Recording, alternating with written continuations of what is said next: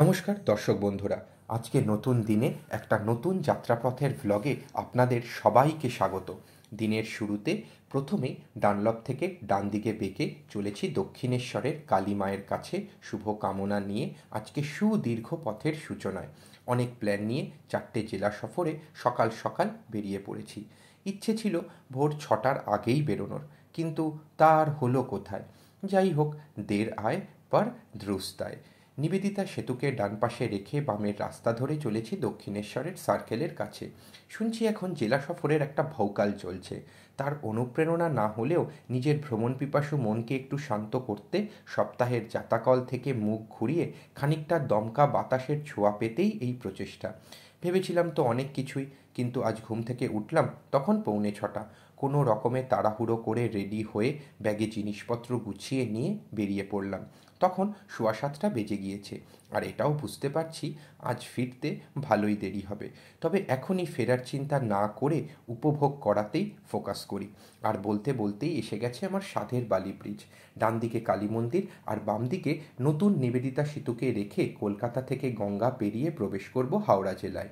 আজ হাওড়া, হুগলি, বাঁকুড়া, পশ্চিম মেদিনীপুর এই 4 জেলা একদিনে ঘুরে আসার চেষ্টা করে দেখব। আসলে ট্যুরিং বা মোটোব্লগ অনেকই আছে, কিন্তু এই গতে বাঁধা জীবনে কি অসাধ্য সাধন সম্ভব? যদি হয় তো এভাবেই। রাজচন্দ্রপুর থেকে NH6কে বাঁদিকে রেখে সোজা পথে NH2 ধরে এখন ডানকুনির দিকে এগিয়ে যাব। আর আজ চেষ্টা করব 25 মিনিটে প্রায় 350 কিলোমিটার রাস্তা দাবড়ে সাবড়ে নেওয়ার। বাঁকুড়া যাওয়ার কথা মাথায় আসতেই কেমন মুখের ভাষাতেও ঝলক দেখা যাচ্ছে। এটাই বোধহয় বোহেমিয়ান জীবদ্দশার প্রথম পর্যায়। এই বাইকটা কিনেছি 2 মাস হলো, আর ব্রেকিং পিরিয়ড শেষ হওয়ার সাথে সাথেই ঘুরতে যাওয়ার ইচ্ছে যেন পেয়ে বসেছিল। তাই শুভ কাম্যে দেরি না করে ঝটফট সিদ্ধান্ত নিলাম অসাধ্য কিছুই করে দেখানোর। আপনারা সবাই পাশে থাকলে, অনুপ্রেরণা দিলে হয়তো এটাও পারবো। আমরা কি পারি আর না পারি তা যতক্ষণ আমরা না করব বুঝব কিভাবে? জনৈক সজ্জন ব্যক্তি সঠিকই বলেছেন, পেছনে যতক্ষণ আগুন না লাগে মানুষ ততক্ষণ রকেট হয় না। তাই আমার লাল আগুনের কালো সিটে আরাম করে বসে কামব্যাক করা এই শীতের সুমধুর অকৃত্রিম হাওয়ায় ভেসে ভেসে এগিয়ে চলেছি আজ একটা আধ্যাত্মিক ও প্রাকৃতিক পরিবেশে মিশে যেতে। তার কারণ আজকে ভেবেছি জঙ্গলমহলের এলাকাগুলো ঘুরে দেখব। আমাদের পূর্বপুরুষরা তো জঙ্গল থেকেই এসেছেন, যদিও তাদের দেখার সৌভাগ্য আজ হবে না, বরং জঙ্গলমহলের এই অঞ্চলে দেখা মেলে হাতির। গজাননের দেখা পাবো না হয়তো, কারণ তারা খুবই কম রাস্তা পারাপার করে, আর তাই পরিবহনের জন্য বেস্ট এই রুট। যখন ঠিক করলাম প্রকৃতির অভ্যন্তরে যাব আর রাস্তায় যখন আরামবাগ পেরোতেই হবে, তখনই মনে মনে ভেবে রেখেছিলাম যাব কামারপুকুর ও জয়রামবাটিতে। মোসাদ পেরিয়ে এখন হরিপাল হুগলির রাস্তার ওপর দিয়ে চলেছি শিয়াখালার দিকে। শিয়াখালা পেরিয়ে পৌঁছবো চাপাডাঙ্গা। এই চাপাডাঙ্গা নামটা মানুষের জন্য ত্রাস, কারণ রাস্তাঘাট। এসে গেছি চাপাডাঙ্গায়। ব্রিজ তৈরির জন্য এখানকার রাস্তা মেরামতির কাজ চলছে বহুদিন হলো, আর তাই দৈনন্দিন যাত্রী পরিষেবা ব্যাহত। ব্যবহারিক জীবনেও খুবই অসুবিধার সম্মুখীন হতে হচ্ছে জনগণকে। বন্ধুদের যখন জিজ্ঞেস করলাম, তারা বলল একবার এদিকে এসে দেখেই জানা রাস্তাঘাট এখন কেমন। সার্কাজমটা তখন একটু বুঝতে পারলেও সামনে এসে দেখে আয়াম তো অবাক। ভাঙা রাস্তা, জল জমে কাদা হয়ে অফরোডগুলো কোথায়? এ তো উন্নয়নের জোয়ারে বয়ে চলেছি হাওয়ার গতিতে। দুটো ব্রিজ হয়েছে এখানে, আর রাস্তা সে তো দেখতেই পাচ্ছেন, জাস্ট অসাম। এদিকে প্ল্যান থাকলে বলবো নিশ্চিন্তে চলে আসুন, শুধু ডানকুনির ট্রাফিক পেরোলেই মাখনের মতন রাস্তা। পলিটিক্যাল কথা কিছু বলবো না, বরং এটুকুই বলবো আমাদের মধ্যবিত্তের প্রয়োজনীয় রাস্তা যে এতদিনে মসৃণ হলো তার জন্য আন্তরিক ধন্যবাদ সরকার পক্ষকে। ডান দিকে তারকেশ্বরকে রেখে সোজা পথে এগিয়ে যেতে হবে আরামবাগের উদ্দেশ্যে। একটু দেরিতে বেরোনোর জন্য ট্রাফিক পেলেও বাইকের স্পিড ভালোই মেনটেন করতে পারছি।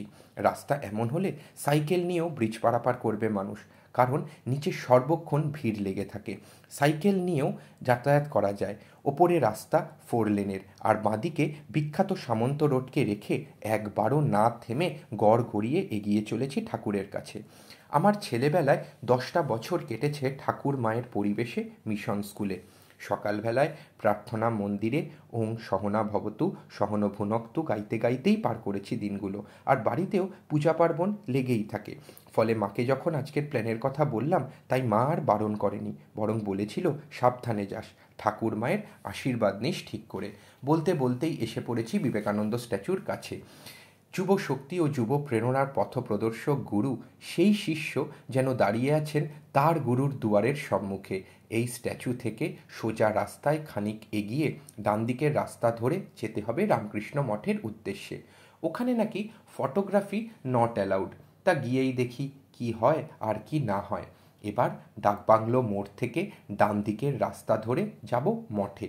1947 সালে এই মঠ ও মিশনের প্রতিষ্ঠা হয়, আর স্বাধীনতার পর থেকে রাম ও কৃষ্ণের মতাদর্শে বহু যুবক যুবতীকে শিক্ষা ও সভ্যতা প্রদান, মধ্য ও প্রাপ্তবয়স্কদের আধ্যাত্মিক চেতনায় অনুপ্রেরণা যোগান ও বয়স্ক বৃদ্ধদের স্বতঃস্ফূর্ত অবলম্বন হয়ে উঠেছে আমাদের মিশন।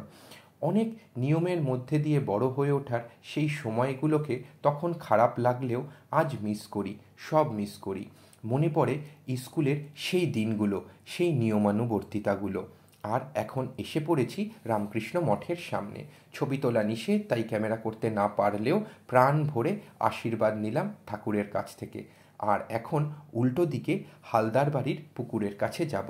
এখানে নাকি ঠাকুর স্নান করতেন। রয়েছে মায়ের ঘাটও। আর পাড়ে বসে দর্শনার্থীদের কুটকাচালি ও বাচ্চাদের খাওয়ানোতে মায়েদের ব্যতিব্যস্ততা দেখতে দেখতে আবারও রওনা হলাম মায়ের কাছে। এখন যাব জয়রামবাটিতে শ্রী শ্রী মাতৃ মন্দির অর্থাৎ মায়ের মন্দির দর্শনে। কামারপুকুর থেকে 7 কিলোমিটার দূরে অবস্থিত জয়রামবাটি। যেতে মিনিট 20 সময় লাগে।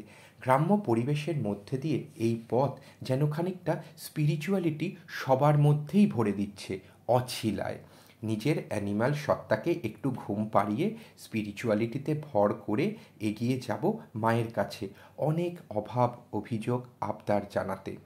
কামারপুকুর জয়রামবাটি রোডে সোজা এসে শিব মন্দিরের মোড় থেকে ডান দিকে বেঁকে যেতে হবে মায়ের মন্দিরের দিকে। মা, তুমি সকলের ভালো করো, সবাইকে শান্তিতে রেখো। যুদ্ধে শান্তি নয়, বরং পরিশ্রমেই শান্তি আসুক। মন্দির অফিসে গিয়ে মিশন বিখ্যাত শুকনো বোঁদে খানিক খেয়ে নেব। মায়ের কাছে মনের কথা বলে আশীর্বাদ নিয়ে হুগলি জেলাকে বাই বাই জানিয়ে এগিয়ে যেতে হবে মাকড়ি মানুষের দরবারে। আমাদের বাড়িতে রামকৃষ্ণদেব ও সারদামণি মাতাকে ঠাকুর ও মা বলেই সম্বোধন করা হয়। তিনি আমার বাবা মায়েরও মা, আমারও মা। খানিকটা আমাদের মুখ্যমন্ত্রীর মতন, আমার বাবারও দিদি, আমারও দিদি। যাই হোক, সব আজে বাজে কথা না বলিয়ে ঘুম পাড়িয়ে রাখা আমার অ্যানিম্যাল সত্তা যেন জঙ্গলের সন্নিকটে আসার আগেই জেগে উঠেছে। আজকের সুদীর্ঘ যাত্রাপথ, আর এই পথভ্রমণের সবচেয়ে বড় বিষয় হলো নিজের বাহনের স্টেবিলিটি ও ডিউরাবিলিটি। আপাতত 2 মাসে প্রায় 2500 কিলোমিটার ঘুরে ফেলেছি, আর বেশ কনফিডেন্সও জোগাচ্ছে দূর, আরও দূর যাওয়ার জন্য। কিন্তু মেশিন, তাই সজাগ থাকলেও দুর্ঘটনা তো আর বলে কয়ে আসে না। সবাইকে সে কারণেই বলবো, নিজের সেফটি নিজের হাতে। তুমি বাঁচলেই তুমি আনন্দ করবে। একদিনের মজা যেন সারা জীবনের দুঃখের কারণ না হয়। এখানের রাস্তা সিঙ্গেল লেন, আর সেজন্যেই একটু রাশ টেনে নিজের রাইডিং সত্তাকে খানিকটা দাবিয়ে রেখে চোখ কান খোলা রেখে এগিয়ে চলেছি জয়পুরের উদ্দেশ্যে। না না, রাজস্থান নয়, বরং আমাদের নিজেদের জয়পুর জঙ্গল। বাঁকুড়া জেলায় অবস্থিত শালের ঘন অরণ্যের এলাকাই জঙ্গলমহল বলে পরিচিত, যা একসময় খবরের শিরোনামে ছিল। তা যাই হোক, পলিটিক্যাল কথা বা সেই সময়ের পরিস্থিতি আর বিচার বিবেচনা না করে আমরা পথে ফোকাস করি। একটু আগেই একটা বাইকের কথা বলছিলাম না, বাইকের সমস্যা। দেখা পেলাম স্টার্টিং ইস্যু নিয়ে এক অ্যাপাচে বাইকের। এই ঘটনা তো আর প্রেডিক্ট করা যায় না। এসব দুশ্চিন্তা নিয়েই পথে নামতে হয় রাজপাখিকে খালি হাতে। আমার কাছে ঠাকুর মায়ের আশীর্বাদ আছে, তাই আজ আমি নিশ্চিন্ত। আর বলতে বলতেই এসে পড়েছি জঙ্গলমহলের রাস্তায়। জয়পুর শুরু এখান থেকেই। ডান দিকে ফরেস্ট রেঞ্জারদের অফিস রেখে একটু এগোলেই বাঁ হাতে পাবো বনলতাকে। বাঙালি ব্যবসা পারে তাহলে? নইলে এক পরিবার এই বিশাল ব্যবসা কি করে করতে পারে? আর সামনে দেখা যায় বনলতা। প্রশংসা ছেড়ে এখন বাইককে একটু রেস্ট দিয়ে নিজের পেটে পোস্ত ও ডাল ভাত ঢেলে নিতে হবে। থাকবো না, তাই ভেতরে ঘুরে বেশি দেখব না। বরং পেট ভরিয়ে খানিক ঢেকুর তুলে এগোতে হবে আবারও জঙ্গলের মাঝে। জঙ্গল যেন টানে, একটা অদ্ভুত আকর্ষণ আছে এর, কেমন যেন অসহায় করে দেয়। কিন্তু এসব না ভেবে বরং জঙ্গলের রাস্তায় হাওয়ায় মিশেই এগোতে হবে। রাস্তাটা বেশ ভালো, একটা ভালো স্প্রিন্ট তো নিশ্চয়ই পাবো। দেখি বাইকটা দৌড়ায় কেমন এই রাস্তায়। তবে রাস্তায় স্পিড মেনটেন করার জন্য প্রচুর ব্রেকার্স রয়েছে, সেজন্যই একটু সামলে চলতে হবে। আর এখন সম্পূর্ণ ইনটিউশনের ওপর ভর করেই ম্যাপ অফ করে যাব চাতাল ও ব্রিটিশ এরোড্রোমের পথে। দ্বিতীয় বিশ্বযুদ্ধের সময় যুদ্ধ বিমান নেমেছিল এখানে। প্রচুর ভারতীয়দের তাদের ইচ্ছের বিপরীতে জোর করে পাঠানো হতো ইংরেজদের হয়ে যুদ্ধ করতে। আচ্ছা, যুদ্ধে কি শান্তি মেলে? নইলে কেন এত যুদ্ধ, কেন এত ক্ষমতার বহিঃপ্রকাশ? জয়পুরের রাস্তা থেকে কিলোমিটার 10 এগোলেই পড়বে আরণ্যক ইকো রিসোর্টের বোট। আর এই বাদিকে জলপ্রপাত। আহা, ছোট বলে এখন জল নেই বলে কি তার সম্মানটাও সে পাবে না? আর এই ওয়াটারফলকে বাদিকে রেখে সোজা রাস্তায় এগিয়ে যেতে হবে। ক্রমশ ঢুকে পড়ছি জঙ্গলের ভেতরে। রোমাঞ্চ ও পাখির শব্দে যেন কেমন একটা নৈসর্গিক সুখ উপভোগ করছি। রাস্তায় পড়বে একটা রেলওয়ে ব্রিজ। এই রেলওয়ে ব্রিজকে বাঁ পাশে রেখে একেবারে সোজা রাস্তায় এগিয়ে যেতে হবে। এখান থেকে কোনো দিকে বেঁকলে চলবে না। রাস্তা খুবই সহজ, কিন্তু জঙ্গলের রাস্তা, তাই সবই একরকম দেখতে। কনফিউজড না হয়ে এগিয়ে যেতে হবে। আর কিছুটা এগিয়ে আসতেই পড়বে একটা তেকোনা ঢাল। এটা নয়, বরং এখান থেকে বাঁদিকের রাস্তা ধরতে হবে। আর একটু এগোলেই এসে পড়বে জঙ্গলের মধ্যমণি। বলা হয় এটাই জঙ্গলের মিড পয়েন্ট। গ্রাম্য লোকেদের ভাষায় এটাই চাতাল। চাতালে এসে বাঁদিকের রাস্তা ধরতে হবে। এখান থেকেও খানিকটা দূর সেই রানওয়ে। এই রাস্তা ধরেই সে সময় যাতায়াত করত ইংরেজ সেনাবাহিনী। হয়তো আহত নিহত সেনাদের রক্তে সিক্ত এই পথঘাট। আজ সবই ইতিহাস। ঢালাইয়ের রাস্তা বেশ ভালো, তাই স্বচ্ছন্দেই এগিয়ে চলেছি ব্রিটিশ এরোড্রোমের পথে। আর সামনেই দেখা যায় ব্রিটিশ এয়ারড্রোম। বিরাট সুবিশাল এই এলাকা এবং চত্বর আগে যাচ্ছিল সেনাবাহিনীদের অধীনে। এই রাস্তায় আরেকটা স্প্রিন্ট তো বানতা হি হ্যায়, যা ভাবা তাই কাজ। আর আমার দেখা দেখি গাড়িটাও তার গতি বাড়াচ্ছে। রেসিংয়ের শখ জেগেছে বলে মনে হয়। তা ভালো, তুমি গাড়ি ছোটাও, আমি রেস করি নিজের ভালো লাগা মেটাতে, জয় পরাজয়ের লোভে নয়। বিরাট লম্বা এয়ার স্ট্রিপ। আচ্ছা, ঢালাই তো বেশ মজবুতি। এটা এখন ব্যবহার করা হয় না কেন? অন্তত সেনাবাহিনীর কাজে তো আসতেই পারে। কি জানি, না জেনে কমেন্ট না করাই ভালো। এখানে এসে একটু থমকে গেলাম। যুদ্ধের নানা রকম চিন্তাভাবনা বারবার চলে আসছে মাথায়। সেই সময়ের প্রচুর সৈন্যের হুলস্থুল, গোলাগুলির লোডিং আনলোডিং, এসব তো এখানেই হয়েছিল। আর আজ তা পিকনিক স্পট। কত প্রাণ কেড়ে এখন সে শান্তির প্রতীক হয়েছে নাকি? আবারও ঘুরে ফিরে সেই রাজনীতিই চলে আসে কথায়। জঙ্গলি না হয়ে বরং ভাবুক ও খানিকটা দুঃখী হয়ে পড়েছি। এখন তো এখানে আশেপাশে জঙ্গল, কিন্তু ইতিহাস নয়, বরং আজ থেকে কিছু বছর আগেও এখানেই তো ছিল সেই মাওবাদীদের ঘাঁটি। রাজনীতি টানব না আর, কিন্তু আজ যে এখানে ঘুরতে আসতে পারছি, এটাই তো অনেক বড় বিষয়। জনযোগ যাতায়াত বাড়লে তো ব্যবসাও বাড়বে। আর এখন এদিকে ট্যুরিজমের দৌলতে কতই মানুষজন আসেন। ট্যুরিজম হবে, তবেই ব্যবসাও হবে। তাই ক্ষমতাকে কুক্ষিগত না করে, সন্ত্রাস না ছড়িয়ে, বরং শান্ত পরিবেশে জনজোয়ারে ভাষাই হবে আধুনিক সমাজের পরিচয়। দাঁড়িয়ে পড়লাম লোকেদের গুঞ্জন ও গ্রাম্য জঙ্গলের পরিবেশে। শরীর মন ভারাক্রান্ত হয়ে পড়ছে। অপেক্ষায় আছি সবুজ আকাশের, দি গ্রিন স্কাই, যা হয় না কখনোই। কিছু কথোপকথন ও তার রেশ ধরে রেখেই এবার আবারও এগোতে হবে পরের গন্তব্যের উদ্দেশ্যে। আজ যে বিশাল এক রুট ম্যাপ সেট করেছি, অসাধ্য সাধন তো করতেই হবে। থেমে পড়লে চলবে না। আমরা হারি না, আমরা হারতে পারি না। এবার রওনা দিতে হবে এয়ারস্ট্রিপকে বাই বাই বলে। যেতে হবে বিষ্ণুপুরের পথে। বাঁকুড়ার এই বিষ্ণুপুর বিখ্যাত মল্ল রাজাদের টেরাকোটার মন্দির, শ্রীকৃষ্ণের রাসলীলা এবং বালুচরী শাড়ির জন্য। আর এখনের গন্তব্য রাসমঞ্চ। বাঁকুড়া টাউনের রাস্তাকে ডান দিকে রেখে বাঁদিকে এগিয়ে যাব বিষ্ণুপুরের পথে। এএসআই অর্থাৎ আর্কিওলজিক্যাল সার্ভে অফ ইন্ডিয়ার তত্ত্বাবধানে রয়েছে মল্লভূমের রাজা বীর হোমবীর মল্লদেবের এই ঐতিহাসিক মন্দির। এখান থেকে খানিক এগিয়ে সোজা পথেই বাঁদিকে পড়বে রাসমঞ্চ। আজ থেকে প্রায় 100 বছর আগেও বৈষ্ণব রাস উৎসবের সময় পূজার জন্য এই বিষ্ণুপুরের সকল শ্রীকৃষ্ণ ও রাধিকার মূর্তি আনা হতো রাসমঞ্চে। এটা যেন শ্রীকৃষ্ণ ও রাধিকার ফ্যাশন এক্সিবিশন।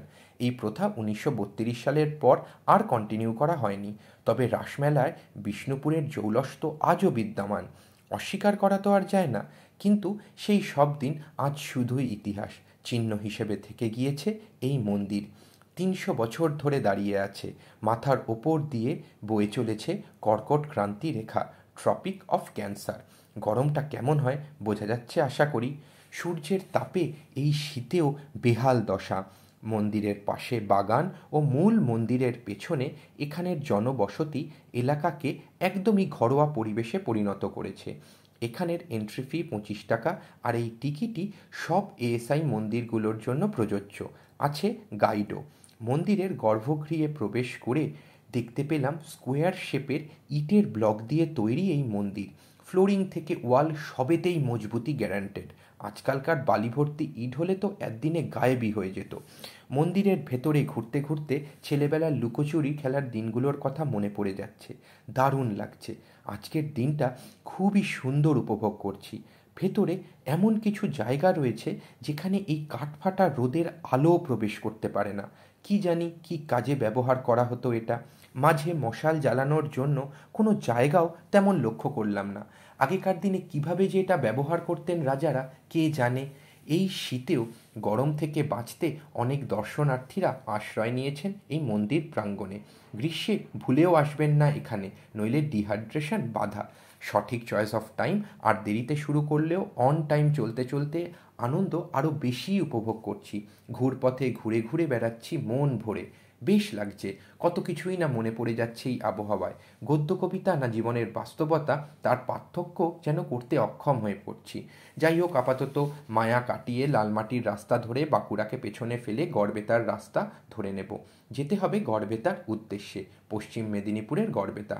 ধরে নেব NH-14, আর নেক্সট স্টপ বাংলার গ্র্যান্ড ক্যানিয়ন। কি বাংলায় গিরিখাত নেই? আচ্ছা, দেখা যাক। আপাতত 14 নম্বর জাতীয় সড়কের মজাটা উপভোগ করে নি বরং। এই রাস্তা ধরে বাগদা পেরিয়ে যেতে হবে গনগনির উদ্দেশ্যে। এখানে রয়েছে শিলাবতী নদী। গিরিখাতের দুটো ব্যাখ্যা আছে, মাইথোলজিক্যাল ও সায়েন্টিফিক। মাইথোলজি অনুযায়ী এখানে বক্রসুরের আধিপত্য ছিল, আর তার দাবি অনুযায়ী প্রতিদিন গ্রামবাসীকে একজনকে পাঠাতে হতো বক্রসুরের কাছে তার খিদে মেটানোর জন্য। নির্বাসনের সময় সব খুইয়ে যখন পাণ্ডবরা এখানে এসে উপস্থিত হয়, তখন তারা আশ্রয় নেন এক গ্রাম্য ব্রাহ্মণের পরিবারে ও জানতে পারে এই অত্যাচারের কথা। কুন্তিমাতা ছিলেন পাণ্ডবদের সঙ্গেই। তার নির্দেশেই ভীম যান বক্রসুরের সঙ্গে যুদ্ধ করতে। সেই যুদ্ধ বহুদিন চলেছিল। দুই বীরের পরাক্রমে নদীর ভূগর্ভ ভেঙে যায় ও সেখান থেকেই তৈরি হয় এই গিরিখাতের। সায়েন্টিফিক মতে অবশ্য বলা হয় যে জল ও বাতাসের সংস্পর্শে এখানকার লাল পাথরের মাটির রিয়াকশন হয়, সেটা ধীরে ধীরে ক্ষয়প্রাপ্ত হয়েই গিরিখাতের সৃষ্টি হয়েছে। সে নানা মুনির নানা মত, অত মাথায় না দিয়ে সরু রাস্তা ধরে চলেছি গনগনির উদ্দেশ্যে। রাস্তাগুলো প্রত্যেকটাই এক্সে বার্কারে। রাইডিংয়ের সম্পূর্ণ মজা নিতে হলে তো আসতেই হবে এ রুটে। এখান থেকে খানিক এগিয়ে পিকনিক স্পটের রাস্তা ধরে এসে পৌঁছলাম পর্যটন কেন্দ্রে। এই রাস্তায় বড় গাড়ি ও ছোট গাড়ি সবই খুব স্বচ্ছন্দেই যাতায়াত করতে পারে, আর গোটা যাত্রাপথে অন্তত রাস্তাঘাট নিয়ে কোনো কমপ্লেন নেই। আর এখনও অবধি 185 কিলোমিটার বাইক চালিয়ে এসে মুখোমুখি হলাম পশ্চিম মেদিনীপুর জেলার অন্তর্গত গড়বেতার এই গিরিখাতে। এখানে সরকার থেকে নিচে নামার জন্য সুন্দর সিঁড়ি করে দিয়েছে, ফলে খুব সহজেই নিচে নেমে নদীবক্ষেও ঘুরে আসা যায়। শিলাবতী নদীর বহমানতা এই শীতে খুবই স্বল্প, কিন্তু কেন্দ্রের উচ্চতার অবধি একসময় ছিল এই নদীর পরিধি। বর্ষায় জল ভালোই বেড়ে যায়, কিন্তু এখন এ তো হেঁটে পার করা যায়। দূরে নৌকায় কিছু মানুষজন ভেসে বেড়াচ্ছেন, আর কেউ কেউ এই পড়ন্ত বিকেলে মিঠে সূর্যের তাপ নিতে নিতে সেরে নিচ্ছেন স্নানও। গিরিখাতে ঘুরে ঘুরে দেখা যায় ধ্বংসাবশেষ বা ক্ষয়ের চিহ্নগুলো। সে আপনি যে মতেই বিশ্বাস করুন না কেন, বাংলার এই গ্র্যান্ড ক্যানিয়ন কখনোই মিস করার নয়। এখানে শুটিংও হয়েছে অনেক বাংলা ছবি, ওড়িয়া ছবি। তবে পায়ে ব্যথা থাকলে এখানে ওঠা নামাতে খানিকটা সমস্যা হতে পারে। তাই ব্যবস্থা নেবেন অবস্থা বুঝেই। আপাতত একটু রেস্ট নিয়ে ছবি ছাওয়া তুলে রওনা হব অন্য একটা জঙ্গলের বাইপাস দিয়ে জয়পুরের উদ্দেশ্যে। বাগদা থেকে এবার নিতে হবে ডান দিকের রাস্তা। আর এই জঙ্গলের রাস্তার বিকেলের উষ্ণতায় আলাদাই একটা অনুভূতি হচ্ছে। তবে এখানকার মতন বড় রাস্তা নয়, গ্রামের ভেতর দিয়ে সরু রাস্তা ধরেই যেতে হবে জয়পুরে। গত ভ্লগে আপনাদের একটা কাব্যিক বাইপাসের সন্ধান দিয়েছিলাম, আর আজও সেই রকমই খানিকটা রাস্তা ধরব। তবে এ হলো খাঁটি বিশুদ্ধ দুলালচন্দ্র ভরের শিলমারা জঙ্গল। বাংলার সবচেয়ে গভীর জঙ্গল এটাই। না, ভয়ডর নেই, বরং একটা গজের দর্শনের অপেক্ষায় এই বিকেলে এ রাস্তায়। কিন্তু আমার ভাগ্য তো সেগুড়ে মনে হয় বালি। তা বালি হোক কিংবা ভাঙা কাজ, আপাতত রোমাঞ্চের রসনাইতে যে খাত পড়তে চলেছে তা বেশ বুঝতে পারছি। আগের ভ্লগেই বললাম না বালিভরা গুড় নিয়ে কি করতে হয়, ওসব আপাতত মাথায় না নিয়ে এই অরণ্যের পরিবেশে আমি এগিয়ে চলি জঙ্গলের বুক চিরে। খুব ইচ্ছে করছে একটু দাঁড়িয়ে পড়তে, একটু জঙ্গলের ভেতরে ঢুকতে, কিন্তু লম্বা রাস্তা, অনেকটা পথ যেতে হবে, তাই আর খানিকটা এগিয়ে যাওয়াই ভালো। শালের এই বিস্তীর্ণ অরণ্য যেন শেষ হওয়ারই নয়। এখানের মধ্যভাগের অংশে ভর দুপুরেও নাকি আলো প্রবেশ করে না। তবে সেই সব রাস্তায় যেতে ফরেস্ট ডিপার্টমেন্টের পারমিশন ও গাইড লাগে, আর বিনা পারমিশনের এই অটোমোবাইল পথিক তার জন্য অপেক্ষাও করতে পারবে না। তাই হাতের কাছে যা আছে সেই দিকেই ফোকাস করি। অন্যের ভরসায় না থেকে নিজেই এগিয়ে যাই একটু হলেও ভেতরে। বলছিলাম না জঙ্গলের একটা ম্যাগনেটিক ফোর্স আছে। আমি মেটালিক মানুষ কিনা জানি না, তবে পুলটা বেশ ভালোই অনুভব করতে পারছি। আরও আরও যেন টেনে নিয়ে চলেছে আমাকে ভেতরে। তবে এবার পালা মায়া কাটানোর, এবার পালা ফেরার। চল ধান্য, এই বাসন্তী পূজার প্রাক্কালে তুই তোর বসন্তকে নিয়েই ছুটে চল এই সড়ক পথে। নইলে আজ এই জঙ্গল আমায় মনে হয় আর ছাড়বে না। আমার জঙ্গল খুবই পছন্দের, আর এই শান্তির খোঁজেই তো শহরের কোলাহল ছেড়ে ছুটে ছুটে আসা। তবে এবার পালা শেষ বেলার সমস্ত বাকি পড়ে থাকা আনন্দগুলো লুটে পুটে নেওয়ার। আজ তো কথা বলতে বলতে অনেকটা সময় পেরিয়ে গেছে, খেয়ালই করিনি।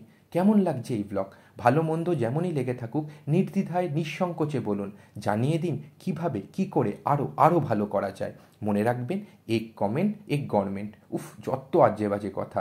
কিন্তু আপনারা আপনাদের কথা বলতে ভুলবেন না যেন। আর কমেন্টে নিশ্চয়ই জানাবেন আপনারা কেউ এই রুটে ঘুরেছেন কিনা। ভেবেছিলাম জয়পুর যাব, কিন্তু মাঝপথে ঠিক করলাম একেবারে আরামবাগ গিয়েই থামবো। খেতে হবে, বনলতার পর আর কিছুই খাওয়া হয়নি, তাই পেটে ছুঁচো শুধু ডন না, পুরো জিম করতে শুরু করে দিয়েছে।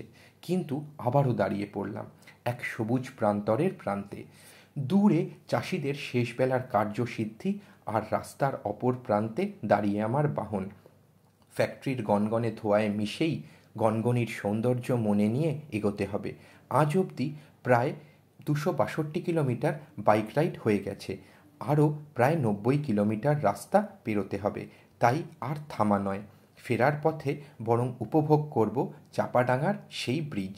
রজনীতে তার সৌন্দর্য ঠিক কেমন থাকে তা চেটেপুটে নিতে হবে না।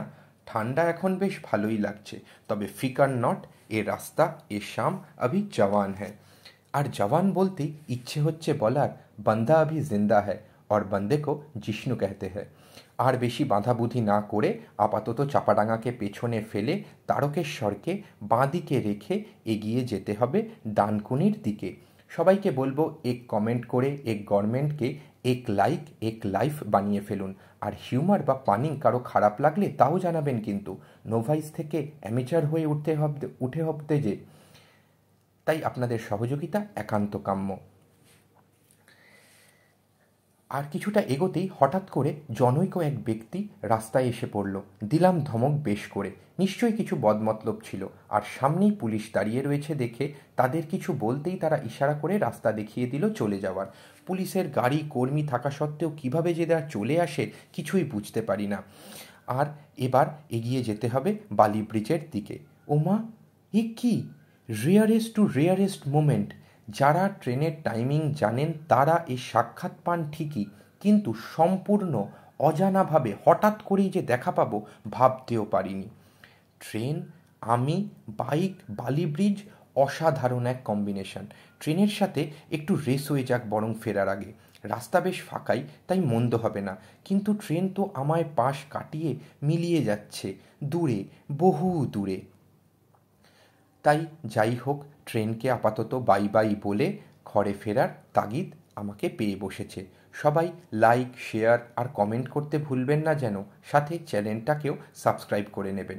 ভালো থাকবেন সকলে, ভালো রাখবেন সবাইকে। আজকের মতন এ পর্যন্তই। দেখা হবে আবারও পরের কোনো ভ্লগে। Tata, bye bye.